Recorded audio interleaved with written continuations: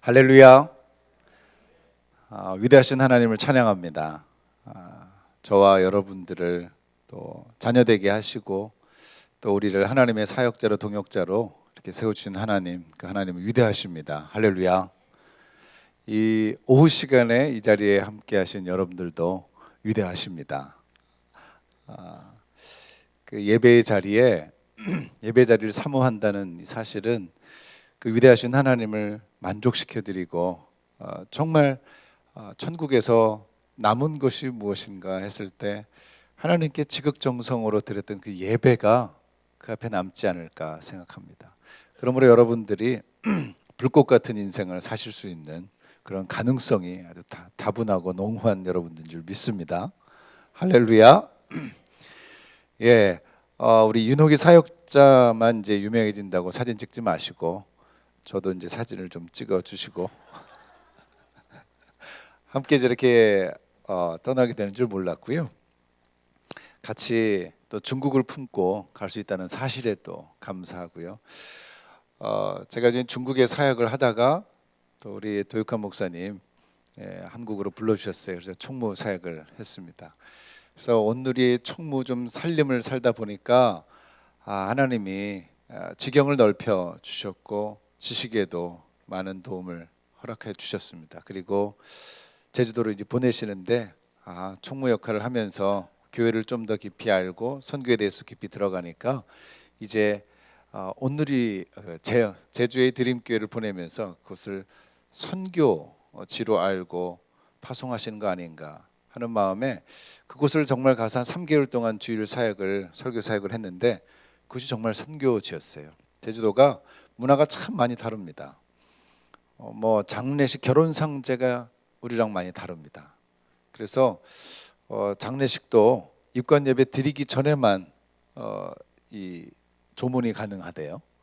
뭐 결혼식에는 부부가 같이 가서 부주를 하면은 가정이 부주하는 게 아니라 명수대로 다 부주한답니다. 남편도 부주하고 아내도 부주해야 되고 같이 간 자식 있으면 자식도 부주하고 이상해요. 괜당 문화라는 것이 있답니다. 그래서 이 성씨들만 모여요. 이번에 원희룡 씨인가요?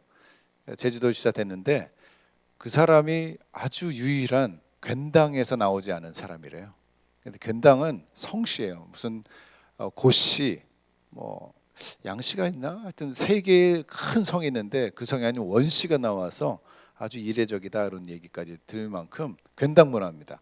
그 성 안에 성씨 안에 있는 사람이 예수를 믿으면 왕따를 시키죠. 꼭 이슬람, 자그마한 이슬람 문화처럼 돼 있는 곳이에요. 선교하기가 너무 힘들다고 얘기합니다. 그리고 옆에 있는 이사 와서 밭을 같이 갈면서 인사를 하면 당신하고 내가 왜 인사해야 되는지 모르겠다. 그래서 좀 더 가까이 가서 식사하자 그러면 왜 나에게 식사를 하자고 하느냐. 한 4, 5년을 같이 있어야지 그때 이제 마음을 연다고 해요. 일본하고 가까웠기 때문에 일본 문화도 있는 거 아닌가 생각도 되고 정말 그래서 한 2.6%가 2.8%입니다. 제주도민의 복음화율이 선교지죠. 가가홍 방문하면서 전도하는 게 힘들다고 합니다. 제가 있던 지역이 4.3 사태가 났던 지역에서 이 공산당하고 뭐 알지 않습니까? 그래서 그곳에 많은 주민 학살이 있었는데 바로 거기가 학살이 자행됐던 곳이고 많은 시체가 있었던 땅이라 어둠의 영도 짓다고 하고요. 그 옆에 신화역사 공원이라고 뭐 디즈니랜드 같은 테마파크인데 중국 싱가포르 자본이 들어왔어요. 근데 거기에 신화역사라는 것은 세계의 모든 신화의 역사를 거기다 모으겠다라는 거예요. 그래서 카지노도 들어오고요. 야, 여기가 지금 전쟁터구나 하는 생각을 합니다. 그래서 여러분들 그것을 생각하면서 기도해 주십시오. 저 꼭 제주도에 놀러 갑니다. 놀러 오면 안 됩니다. 거기 놀 만한 땅이 아닙니다. 전쟁터입니다. 영적 전쟁터이기 때문에 기도하는 마음으로 오셔서 함께 또 지원해 주시기 바랍니다. 떠나라 가라 했는데 제가 가게 됐습니다. 좀 감사함으로 또 떠납니다. 정말 불꽃 같은 인생 살기를 원합니다. 아직 제가 나이가 들진 않았습니다. 아직도 이팔 청춘입니다. 불꽃 같은 삶을 살고 싶은데 여러분들도 그런 삶으로 하나님께 영광 돌리길 바라고요. 2시에 이 두드림 예배를 드리는 것이 정말 여러분에겐 하나님이 주시는 축복의 시간이고 이 일을 통해서 예배를 더 깊이 들어가고 사모하게 되는 그런 축복이 있기를 바랍니다. 두 드림입니다. 저는 온누리 드림이라는 그 교회 명칭을 사용하고 싶은데 아직 그쪽에서 사용하기에는 조금 주민들의 저항도 있어서 지금은 드림교회입니다. 온누리 드림하면 얼마나 좋습니까? 온누리를 다 드리는 거죠. 그런 마인드가 있습니다. 네, 2시에만 드리는 게 아니라 다 드리고 싶습니다. 할렐루야. 네, 그런 정말 하나님의 부르심, 저의 비전이 아니라 하나님의 부르심이기를 소원합니다. 어제 아침에 도육환 목사님 편하게 주일 나와서 예배 드리려고 했는데 고별 설교 하라고 하셔서 정말 위대하신 우리 목사님.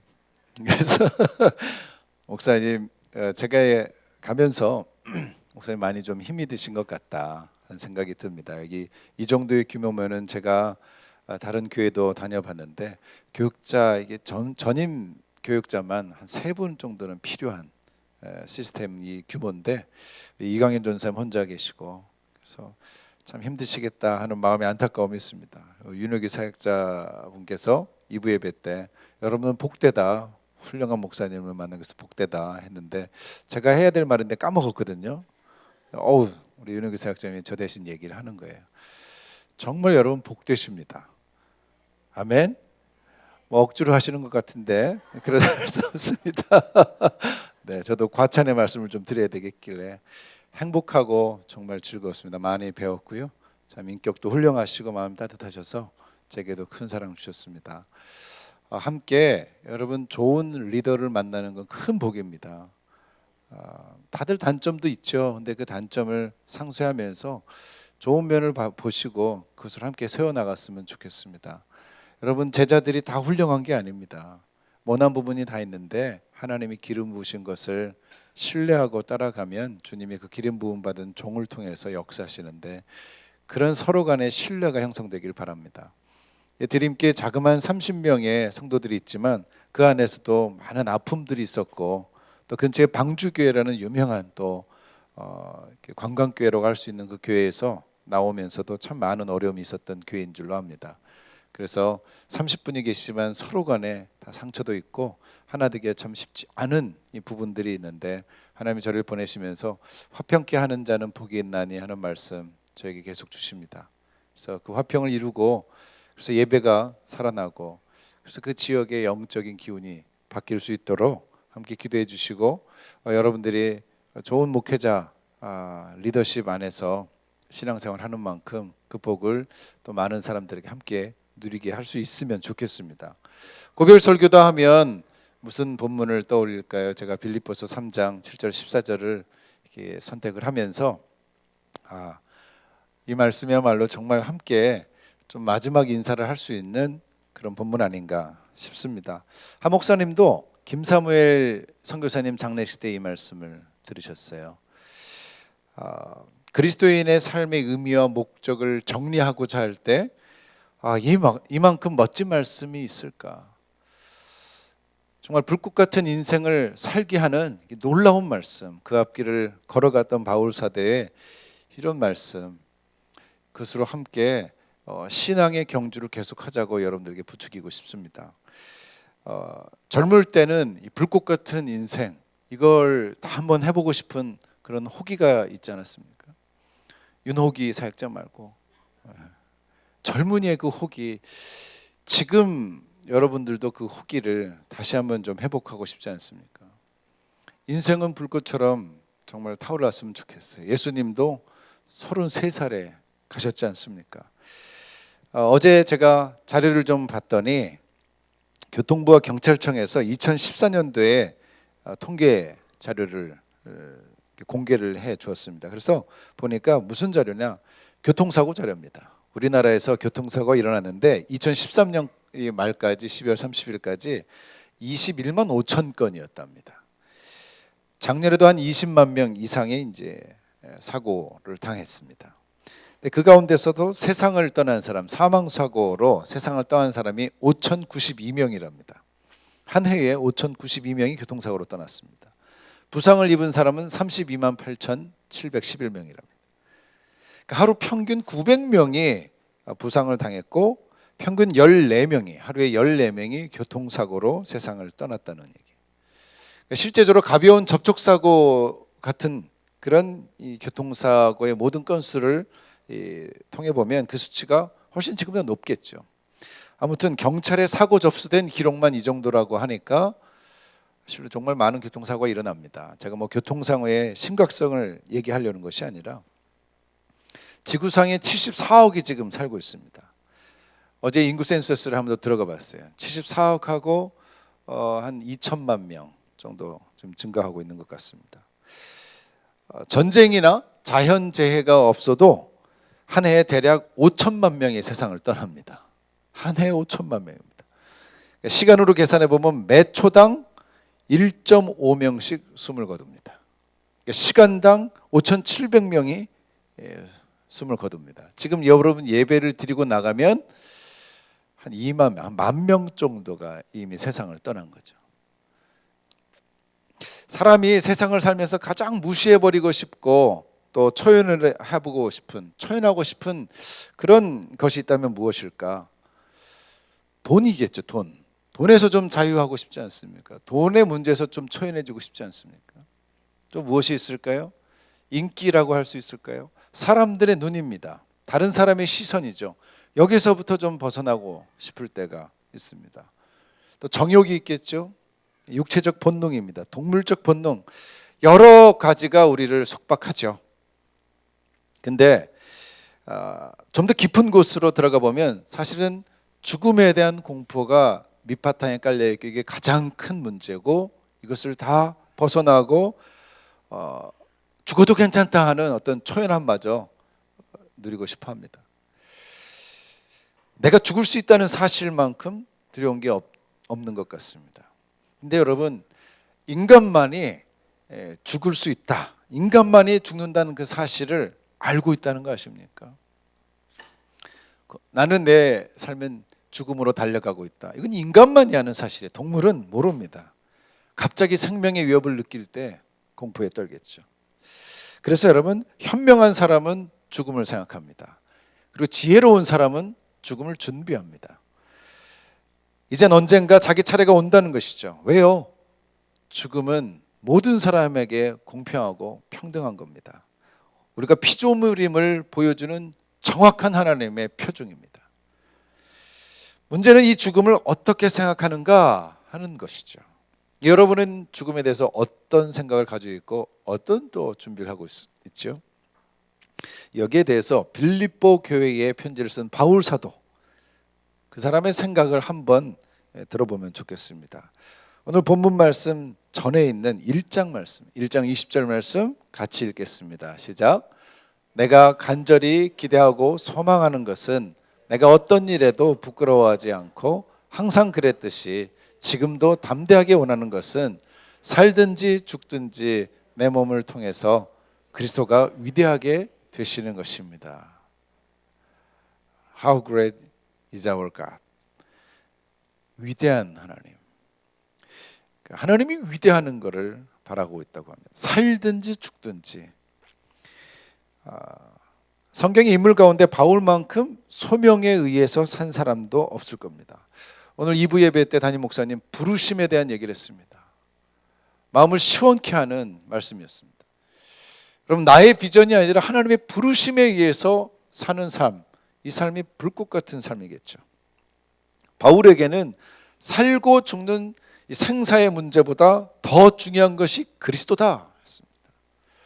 우리는 지금 죽음의 공포, 죽음의 두려움을 염두에 두고 있는데 바울 사도는 생사의 문제가 아니다, 더 중요한 것은 그리스도다, 그분께 돌려드려야 할 영광이 가장 중요한 가치다 라는 거예요. 자신은 선교를 위해서 태어났기 때문에 선교하는 것 자체가 목적이지 사는 것이 목적이 아니다 라는 고백을 하고 있다는 거예요. 그는 지금 그 일을 하다가 감옥에 갇혀서 힘들게 지금 편지 쓰고 있습니다. 하지만 부끄럽지 않습니다. 죄인의 멍에를 썼지만 수치스럽지 않습니다. 오히려 그것이 복음의 진보가 돼서 그리스도가 위대하게 되는 그 일들이 있을 줄 기대하고 있기 때문에 심지어 기쁘다. 감사하다 이런 말합니다. 그래서 빌립보서 전체가 기쁨의 서신이다. 이 편지를 읽는 우리도 기뻐하라. 주 안에서 기뻐하라. 내가 다시 말하노니 기뻐하라. 얘기를 합니다. 바울은 정말 불꽃 같은 인생을 산 사람이죠. 그러면 우리는 어떤가? 여러분, 우리는 어떻습니까? 나 자신의 생명의 문제를 어떻게 생각하는가? 죽음에 대한 생각에서 여러분들은 어떤 생각을 하고 있는가? 다시 물으면 내 생명보다 더 귀한 것을 여러분 가지고 있습니까? 그럼 불꽃 같은 삶을 살 수 있어요. 예수 그리스도가 내 생명보다 귀합니까? 이것이 초점이죠. 이것이 신앙의 정말 중요한 질문이죠. 왜 신앙생활을 하는가? 내 생명을 위해서. 그렇게 시작을 했는데 성경은 그리스도를 위해서 네 생명을 내놓으라고 하십니다. 여기까지 가야지 진짜 제자일 텐데, 여기까지 헌신해야지 주님 앞에 정말 심판의 보좌에서 12보좌에 앉을 수 있을 텐데. 사람들은 그저 오래오래 살고 싶어 합니다. 어떤 목적이 있는 것은 아닌데 그래도 그저 오래 살기만 바랍니다. 그래서 누가 좀 일찍 세상을 떠났다 하면 흔히들 얘기하죠. 아깝다. 아직도 젊은데 할 일도 많은데. 무슨 일이 그렇게 많을까요? 여러분, 예수님은 33살에 세상을 떠나면서 뭐라고요? 다 이루었다 그랬어요. 33년이면 충분하다는 거예요. 여러분 얼마나 오래 살고 싶습니까? 몇 살까지 살다가 가면 좀 만족하시겠습니까? 사는 이유가 뭐냐라는 거죠.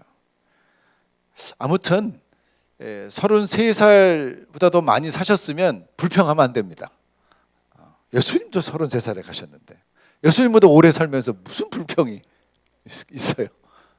그죠? 얼마나 오래 사느냐의 문제가 아니라 어떻게 사느냐의 문제라는 겁니다. 늘 이것을 염두에 둬야지 이게 그리스도인이죠. 얼마나 더 살까? 얼마큼 더 잘 살까? 파스칼의 기도가 있습니다. 파스칼은요, 수학자죠. 유명한 과학자입니다. 그가 31살에 신경쇠약으로 쓰러집니다. 그리고 하늘을 체험하죠. 39세에 사망을 하는데 그가 그때부터 써놓은 그 기도문, 방세를 썼었죠. 31세에 쓴 기도문을 자신의 가슴에 가지고 다니다가 39세에 사망했는데 사망한 뒤에 그의 주머니에서 발견된 기도문입니다. 긴 기도문이지만 짧게 정리해봤습니다. 한번 들어보시기 바랍니다. 오 주님, 이제부터 나로 하여금 나 자신을 위한 건강이나 부나 생명을 위하여 기도하지 않게 하소서. 자신에 대한 지나친 애정에서 비롯된 고통에서 저를 건져주시고 주님을 따르려 애쓰는 고뇌가 제 안에 있게 하소서. 지금부터 주님과 함께 있고 오직 주님을 위해 일하는 것 외에 세상의 삶이나 건강에 마음을 쏟는 일을 멈추게 하소서. 그 뒤에도 더 계속됩니다. 자신을 위한 건강, 부, 생명, 늘 이것은 우리의 공통적인 주제예요. 나를 위한 거죠. 내 생명과 내 건강, 나의 부함이죠. 근데 그것을 기도하지 않게 하소서. 주님을 진짜 만난 사람 아니겠습니까? 자신에 대한 지나친 애정, 자기를 사랑해야 됩니다. 그러나 자신에 대한 지나친 애정이 집착은 나로 하여금 고통을 가져다 준다는 거죠. 주님을 따르려 애쓰는 고뇌, 우리가 이런 고뇌를 하고 있는가? 바울 사도는 자기 삶의 가치와 목적에 대한 소명이 분명해지면서 생각과 삶을 정리했습니다. 오늘 본문인데 7절 8절 말씀이고요. 9절 처음까지 첫 소절까지 한번 봅니다. 그러나 내게 유익하던 것들을 나는 그리스도 때문에 다 해로운 것으로 여깁니다. 내가 참으로 모든 것을 해로 여기는 것은 내 주 그리스도 예수를 아는 지식이 가장 고상하기 때문입니다. 그분으로 인해 내가 모든 것을 잃어버리고 심지어 배설물로 여기는 것은 내가 그리스도를 얻고 그 안에서 발견되기 위한 것입니다. 아멘. 절대 가치를 위한 삶으로 여러분을 초대합니다. 상대 가치가 아니라 절대 가치를 위한 삶으로 여러분을 초대합니다. 무엇이 더 좋고 안 좋고의 문제가 아니라 이것만큼 귀한 게 없습니다. 한 골동품 장사가 시골에 어느 식당에서 식사를 하게 됐는데 문간에서 개가 밥을 먹고 있습니다. 그런데 그 개 밥그릇을 보니까 아주 귀한 골동품 같아요. 그래서 그것을 사기로 마음먹었습니다. 밥그릇을 사자고 하면 이게 뭔지 중요한 줄 알고 안 팔 것 같아서 일단 개를 사자고 주인에게 흥정하죠. 그래서 별 볼 일 없는 개를 아주 후하게 10만 원을 쳤습니다. 그러니까 주인이 기꺼이 그러자고 합니다. 그렇게 해서 개를 샀습니다. 똥개죠. 이제 밥그릇만 손에 얻으면 됩니다. 주인장, 그 개 밥그릇까지 끼워서 삽시다. 그래서 주인이 재밌는 말을 하죠. 안 됩니다. 이 밥그릇 때문에 내가 개를 벌써 100마리나 팔았는데. 어리석은 사람들의 어리석은 대화죠. 귀한 것을 그냥 대충 공짜로 얻으려고 하는 어리석은 사람. 그 귀한 것을 개 밖으로 쓰는 진짜 어리석은 사람.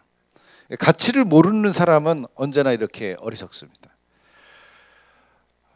여러분, 예수님을 얻고 좀 공짜 인생 살고 싶습니까? 인생이 피곤한 이유가 뭔가? 쓸데없는 것을 따라갔기 때문에 피곤한 겁니다. 가치가 없는 것을 가치 있는 것으로 여기고 사니까 나중에 그것이 아닌 줄 알고 허무감에 빠지죠. 그게 아니었는데, 그렇게 사는 게 아니었는데. 세상에서 가장 행복한 사람은 무엇인가? 절대적인 가치를 알고 그것을 발견하고 그것을 누리고 또 그것으로 인해서 사는 사람 아니겠습니까? 귀한 보석이 있다고 치세요. 그 귀한 보석을 얻었습니다. 거액을 들였습니다. 그걸 가지고 있으면 정말 기분이 좋죠. 제가 아이폰 6가 있습니다. 어떻게 하다가 제가 상술에 넘어가가지고 이걸 나중에 되팔면서 뭐 다 받을 수 있다고 그래서 이런 거구나. 처음에 오자마자 이렇게 싸게 살 수 있다니 샀어요. 너무 좋더라고요. 새로운 거. 여러분, 정말 큰 보석, 다이아몬드 한 2캐럿 그걸 있다고 쳐보세요.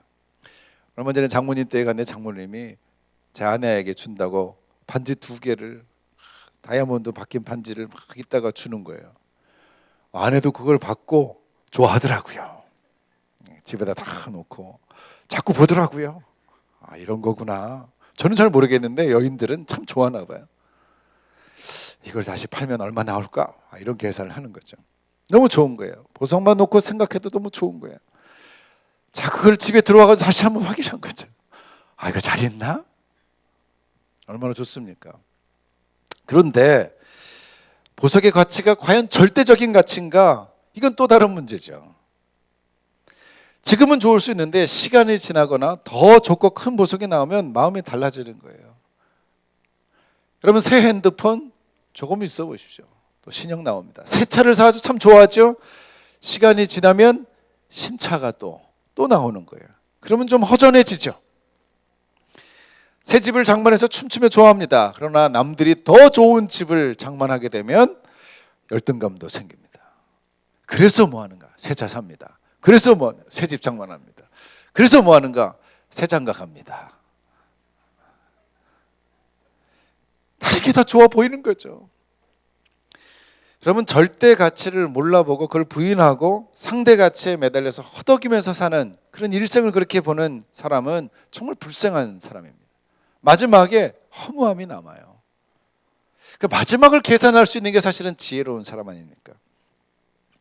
좀 더, 여러분, 이것이 상대적인 가치죠. 상대적인 가치에 우리가 쏟아붓게 되면 피곤한 인생을 사는 거죠. 이대로 죽어도 좋다. 여러분, 이런 절대 가치에 영원한 내 삶을 다 부여한 사람은 정말 행복한 사람입니다. 사도 바울이 7절에서 분명히 말씀한 것은 무엇이든지 내게 유익하던 것들을 나는 그리스도 때문에 다 해로운 것으로 여깁니다. 여러분, 내게 유익한 것에 집착을 하면 그리스도를 위하는 일이 힘들어진다는 거예요. 그러나 그리스도를 위하는 일에 집중하게 되면 내게도 유익이 따릅니다. 늘 어떤 일이든 적자냐 흑자냐 따지며 살죠. 손해냐 이익이냐 우리 거기에 정말 밝습니다. 하지만 어떠한 손해를 지불해서라도 예수님 한 분 얻고 그것으로 행복할 수 있다면, 어떠한 적자를 다 지불해서라도 진짜 보다 큰 흑자를 얻는다면, 만약 그렇다면 손해보고 잃은 것이 아니죠. 여러분, 때로는 우리가 물질을 손해봅니다. 그러나 거기서 신앙을 얻습니다. 우리가 명예를 잃습니다. 그러나 거기서 예수님의 인격을 얻을 수 있습니다. 이게 적자입니까 흑자입니까? 영원한 절대 가치에서 이것을 판단하지 않으면 여러분은 큰 것을 얻을 수가 없어요. 크고 귀한 영원한 가치를 얻었기 때문에 그 밖의 것을 미련 없이 우리는 던져버릴 수 있다는 거죠. 그것을 발견했는데 이 가치를 모르면 개밥그릇 취급이 되는 거예요. 예수님이 그 정도밖에 안 될 수가 있는 거예요. 공짜로 뭔가를 좀 얻으려고 하고, 여러분 이미 하나님의 아들이라는 놀라운 가치를 부여받았는데 그걸 가지고 조금 더 뭔가를 좀 협상해 보려고 하나님께, 이런 삶이 어떻게 불꽃 같은 인생을 삽니까? 그리스도를 위한 일에 어떻게 내 삶을 투자할 수 있습니까? 8절 9절에 보니까 그분으로 인해 내가 모든 것을 잃어버리고 심지어 배설물로 여기는 것, 그건 그리스도를 얻고 그 안에서 발견되기 위한 것이다. 그리스도를 얻고 그 안에서 발견된다. 그래서 그 일을 위해서 모든 것을 내가 해로운 것으로 다 여기겠다. 다른 것들은요, 그리스도 안에서 우리를 발견시키지 못하는 그런 유혹덩어리라는 얘기 아닙니까? 그리스도 안에서 나를 발견시키지 못하는 모든 것들은 다 해로운 것들이라는 거예요. 그것이 아무리 고상해 보이고 아무리 가치 있어 보여도 내 삶, 내 자리를 그리스도 안에서 발견시키지 못하는 것은 이건 해로운 겁니다. 그러니까 우리가 어디에서 발견되느냐, 내가 어디에 있을 때 발견되느냐, 이게 참 중요한 거예요. 여러분, 아프리카 선교사 리빙스턴은 자기의 하인이었죠. 그때는 하인을 데리고 다녔죠. 전도 여행 중에 아침에 천막에서 기도하는 모습으로 하인에게 발견됐어요. 이것이 능력이 되는 거예요. 저것이 무엇이지? 여러분, 해변에 가서 비키니를 입은 여인에게 눈을 돌릴 때 성도가 나를 발견했어요. 이 부끄러운 일이죠. 이게 무슨 망신이에요? 여러분, 술집에서 동료들과 술을 진탕 먹을 때에 누구한테 발견됐어요. 사람들과 막 싸우고 거짓말하고 비방하다가 발견됐어요. 여러분, 이렇게 발견되지 않기를 바랍니다. 예수 그리스도 안에서 발견된다. 이게 축복이죠. 할렐루야. 그러면 절대 가치를 발견해서 그 안에 발견되긴 원하는 사람은 어떤 모습으로, 여러분, 우리는 불꽃 같은 삶을 살 수 있는가? 12절 말씀입니다. 12절 말씀 같이 읽기를 원합니다. 시작. 나는 이미 얻었거나 이미 온전해진 것이 아닙니다. 나는 그것을 붙잡으려고 쫓아갑니다. 이는 나도 그리스도 예수께 붙잡혔기 때문입니다. 여러분, 잡힌 삶에서 잡으려는 삶으로 우리의 방향을 좀 수정하길 바랍니다. 절대 가치를 위한 삶은 여러분 이제 그것을 잡으려는 삶으로 우리의 행동 노선을 바뀌어야 돼요. 개역 성경은 12절 후반부를 이렇게 기록합니다. 오직 내가 그리스도 예수께 잡힌 바 된 그것을 잡으려고 쫓아가노라. 독특하죠? 잡혔습니다. 잡혔다는 얘기는 이제 포로된 거예요. 근데 이거는 뭡니까? 되게 수동적이죠. 피동적입니다. 불가피하다는 거예요. 어쩔 수 없었다는 거예요. 근데 반면에 잡으려고 쫓아가노라, 이 얘기 뭡니까? 자원함이죠. 능동적인 얘기입니다. 그러니까 사도 바울의 자세가 뭐냐면, 처음에는 주님께 붙잡혔어요. 그러니까 억지로 붙들린 거예요. 자유가 없는 거죠. 그런데 이제는 잡힌 바 된 그것을 역으로 내가 잡으려고 한다는 얘기예요. 온 정성을 다해서 잡으려고 지금 나아가고 있습니다. 잡혔지만 내가 다시 잡으러 간다. 여러분, 여기에 신앙의 긴장이 있습니다. 잡힌 바 돼서, 여러분, 잡힌 게 너무 싫으니까 이게 부자유하다고 도망가는 사람들이 있는 거예요. 신앙생활 그렇게 하는 사람들 참 많습니다. 두드림 예배에 어떻게 하다 잡혔어요. 이거 가야 되는데 억지로 끌려오면 이 예배가 예배입니까?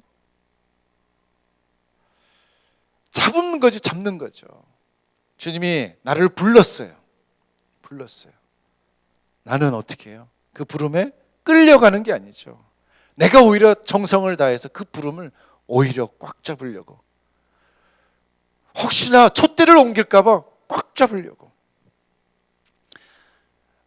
콧뚜레가 일을 한다는 동화가 있대요. 어미소가 2마리의 송아지를 낳았어요. 송아지가 자라서 어느덧 콧뚜레를 해야 될 때가 됐는데, 이게 맛송아지죠. 큰 송아지가 농부한테 사정한답니다. 저에게는 제발 콧뚜레를 하지 말아 주십시오. 농부가 콧뚜레 하지 않으면 너 망아지처럼 막 되고 말 텐데. 아닙니다, 주인님. 콧뚜레를 해야만 일을 시킬 수 있다는 그런 옛 생각을 버려 두십시오. 얘기예요. 그냥 동화입니다. 두고 보십시오. 콧뚜레를 하지 않아도 내가 곱절이나 일을 열심히 잘할 테니까. 자유죠. 농부는 오케이, 이 맛송아지의 말을 받아들입니다. 그래서 동생 송아지만 콧뚜레를 했다고 합니다. 맛송아지가 자신의 약속대로 열심히 일합니다. 콧뚜레 없이도 스스로 멍해지고 쟁기도 막 끕니다. 콧뚜레를 한 동생이 지쳐서 있을 때도 이 맛송아지는 힘을 내서 막 달구지를 다 끌고 가는 거예요. 자, 2 송아지가 어느덧 자라서 어른 소가 됩니다. 그런데 콧뚜레를 하지 않은 이 맛송아지는 차츰 꾀가 납니다. 그래서 일을 시키면 도망가기도 합니다. 그러다가 자신을 막 잡으려고 하는 농부를 보니까 막 발길질도 합니다. 그러던 어느 날 콧뚜레를 한 동생 송아지가 들에서 딱 보니까 자기 형 송아지가 없는 거예요. 그래서 주인에게 묻습니다. 우리 형 송아지 어떻게 됐습니까? 주인이 얘기합니다. 일도 안 하고 꾀만 부려서 도살장으로 보냈지. 이게 이야기 끝입니다. 자, 우리는 어떨까요? 우리의 이야기 아닙니까? 우리에게는 콧뚜레가 필요합니까? 필요 없습니까? 하나님께서 과연 여러분을 그냥 이대로 둬도 좋겠습니까?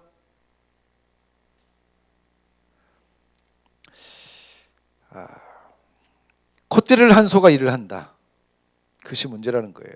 우리에게 육체와 가시, 뼈아픈 고통, 이게 있어야만 된다. 이건 정말 비극입니다. 잡혀 사는 인생밖에 안 되는 거죠. 언제까지 콧뚜레를 해서 우리 끌고 가야만 끌려갈 것입니까? 우리 인생 자체가 사실은 부자유하죠. 그래서 자유를 추구합니다만, 여러분 어떻게 부자유하느냐가 더 중요한 거 아닙니까? 여러분 돈에 붙잡혀가지고 그 돈의 자유를 얻으려고 끌려가는 인생이 있다 이거예요. 뭔가 좀 명예를 얻으려고, 어느 자리에 올라가려고 숫자를 보면서 여기에 내 인생에 잡혀가지고 끌려가는 사람들이 있다라는 거예요. 그러나 이런 모든 어려운 현실 속에서 이게 세상의 문화지만, 그럼에도 불구하고 우리가 자유할 수 있는 비결이 뭔가? 그 신앙이죠. 하나님의 자녀로 선택됐다, 붙잡혔다. 근데 이게 선택받은 거예요. 이건 특권이라는 생각을 해야 되는 거죠. 그러면서 사랑하고 기뻐하고 감사하고, 이게 여러분 잡으려고 쫓아가는 삶이 아니겠습니까?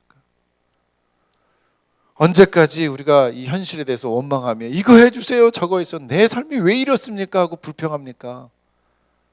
이미 잡혔는데. 여러분, 잡힌받은 것을 자발적으로 쫓아가려는 삶, 이렇게 되면 누가 뭐라고 해도 이건 불꽃 같은 삶입니다.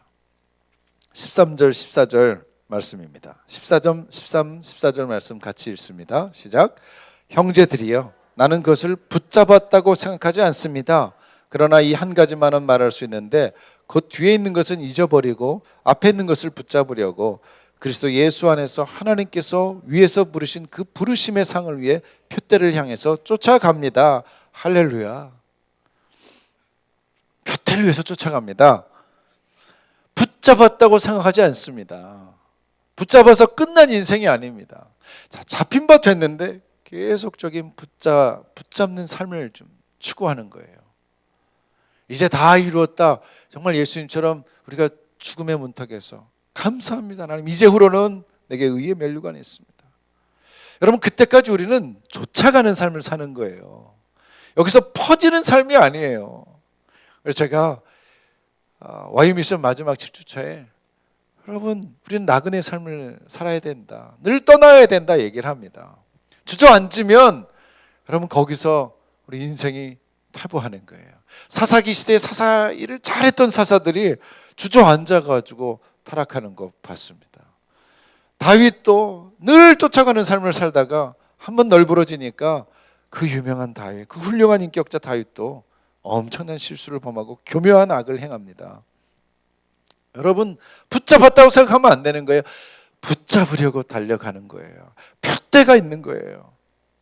이 푯대 없는 삶은 유리하고 퍼집니다. 여러분, 여러분의 삶의 목적이 뭐냐 하는 거죠. 이 삶의 목적이 분명하면 여러분 힘들어도 어려워도 그 삶은 불꽃 같은 삶입니다. 그리고 중요한 것은 힘있고 열정적이었던 그날, 지난 날들, 그것은 잊어버리라는 거예요. 앞을 향해서 나가라는 거예요. 다시 지난 날에 잘했던 것, 잘못했던 것 다 내려놓고 그것을 잊어버릴 줄 알아야 된다는 거예요. 과거에 잘 살았고 성공했던 그 삶을 생각하면서 지금 교만한 것, 여러분 그것처럼 참 봐주기 어려운 게 없어요. 여러분 같이 느끼십니까? 저는 참 교만한 그 얼굴이 이렇게 나오면 그게 참 힘들어요. 제가 제주도를 몇 번 왔다 갔다 하는데 스튜어디스가, 이쁜 스튜어디스가 앞에서 마이크를 잡고 얘기하는 거예요. 승객 여러분 하는데 참 목소리도 좋고 영어 발음도 좋아요. 참 그래서 이제 수석 스튜어디스인가 봐요. 잘 모르겠습니다만 그 앞에 앉아 있는데 그 얼굴에 그 도도함, 나 예쁘다 하는 이 도도함이 보이는데 이쁘질 않은 거예요. 그 도도함을 보자마자 아유 저거 콕 깨져가지고 저게 좀 깨져야 되는데 이런 생각이 들어요. 목사님 나도 그런 생각이 들더라니까요. 왜 저러지? 조금 이쁘다고 막 도도하게 보는데 아이고 주여 이런 생각이 들어요. 나도 그 사람이 좀 한번 좀 깨져야 되는데 이런 생각이 들어요. 옆에 있는 남자 스튜어드가 있는 거예요. 근데 그 도도함이 거기서 드러나는 거예요. 탁 있는데 저거 좀 엎어져야 되는데 이런 생각이 들어요. 하나님만 교만한 사람을 싫어하는 게 아니라 사람들도 참 싫어하더라고요.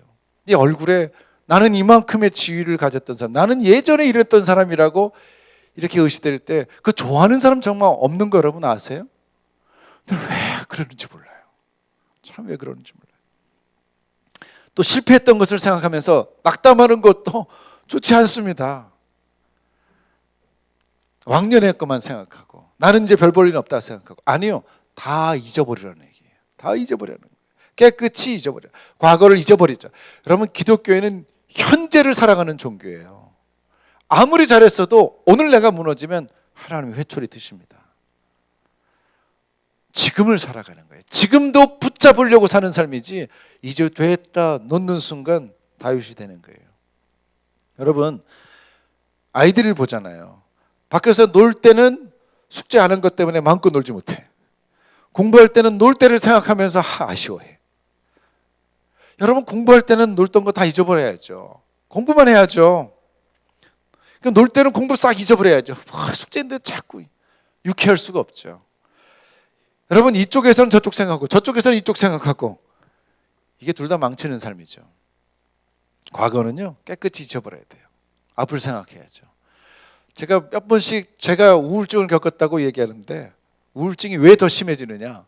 예전에 나 이러지 않았는데, 나 예전에 더 잘했는데 앞으로는 더 잘할 수 있을까 못하겠는 거예요. 점점 깊은 수렁에 빠지더라고요. 이건 죄악이더라고요. 이건 교만함과 열등함이 왔다 갔다 하는 거예요. 여러분 9절 말씀처럼 사실 우리가 가진 의는 율법에서 난 의가 아니라는 거예요. 내가 잘나서 의로운 게 아니라는 거예요. 믿음으로 하나님께로부터 난 의이다. 그래서 에스겔 18장 22절 보면 그 범죄한 것이 하나도 기억함이 되지 아니함이니. 할렐루야. 우리의 범죄한 게 하나님 앞에 하나도 기억되지 아니할 것이래요. 그래서 과거에서 떠나서 하나님의 율례와 법대로 오늘 지키는 겁니다. 지난날의 모든 잘못을 다 뒤로하고 지난날의 모든 영광 다 뒤로하고 이제는 내 푯대를 향해서 나간다. 하나님이 다 잊어버리는 걸 왜 우리는 자꾸 기억합니까? 마라톤 선수들이 세계적인 코치를 데려다가 훈련 받는답니다. 그냥 달리면 되지, 열심히 뛰면 되지, 무슨 코치가 필요하겠어요? 코치가 필요하대요. 왜냐하면 마라톤은 장시간 동안 내 몸을 다 허비해서 뜨는 거기 때문에 정말 고도의 기술이 필요하답니다. 경쟁하는 거잖아요. 그냥 뛰는 게 아니라 경쟁합니다. 그래서 2시간 넘게 하는 이 거리를 정말 수고하고 작전을 세워서 해야 된다는 거예요. 그러니까 시간을 알맞게 배분해서 언제 스퍼트를 낼지 그것을 생각해요. 처음엔 열심히 뛰어 1등 달리다가 중간에 지쳐가지고 그냥 뒤처지면 이게 뭔 소용이죠? 계획을 잘 세워야 되는 거예요. 반대로 골을 했는데 힘이 남아 돌아요. 이것도 잘못 뛰고 있는 거죠. 출발부터 골인 점까지 자신이 가진 모든 힘을 적절하게 쏟아부어서 최대 효과를 거두는, 여러분 이것이 마라톤이래요. 무슨 일인가? 목표를 한번 정했으면 우리가 힘과 정성과 지혜를 다해서 뛰어야 됩니다. 우리가 몸을 앞으로 기울이고 뛰는 거예요. 앞으로 가는 거예요. 붙잡는 거예요. 이마누엘 칸트의 유명한 말이 있습니다. 너는 그것을 할 수 있다. 왜요?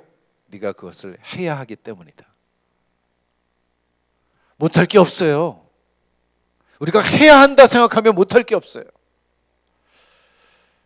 했으면 좋겠다, 못하는 겁니다. 반드시 해야 된다, 그러면 핑계가 없습니다. 해야만 합니다.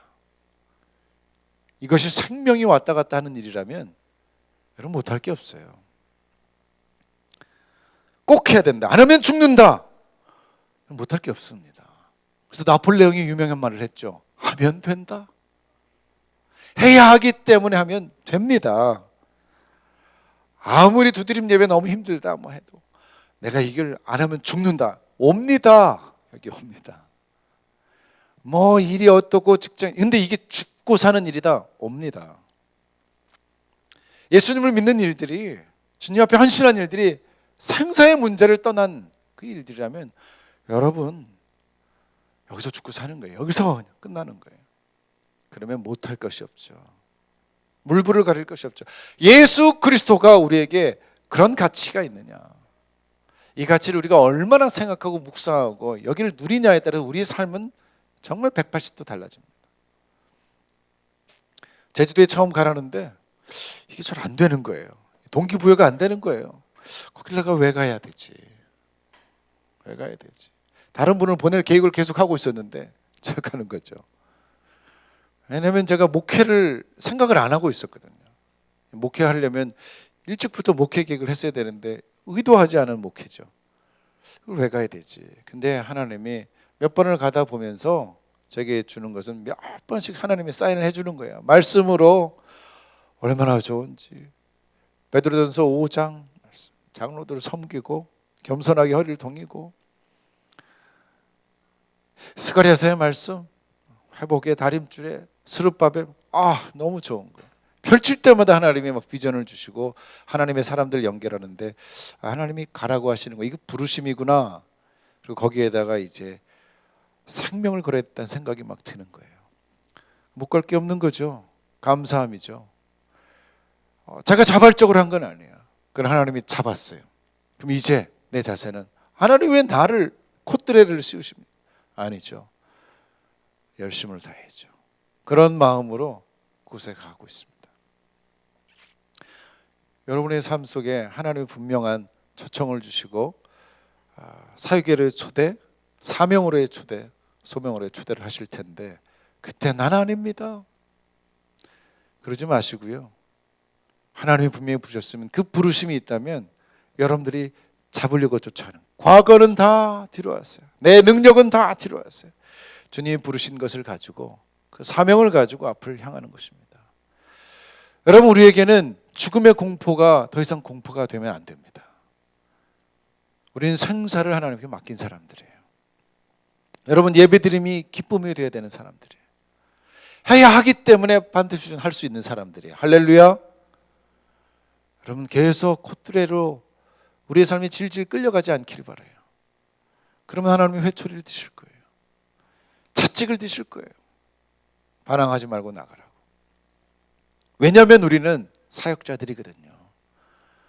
여러분 2시 예배까지 나오는 여러분들은 사역자들이에요. 할렐루야. 아니군요. 두 사람. 혹시나 황주수 목사 설교한다는데 그래도 인사라도 해야지 하고 오신 분 계세요?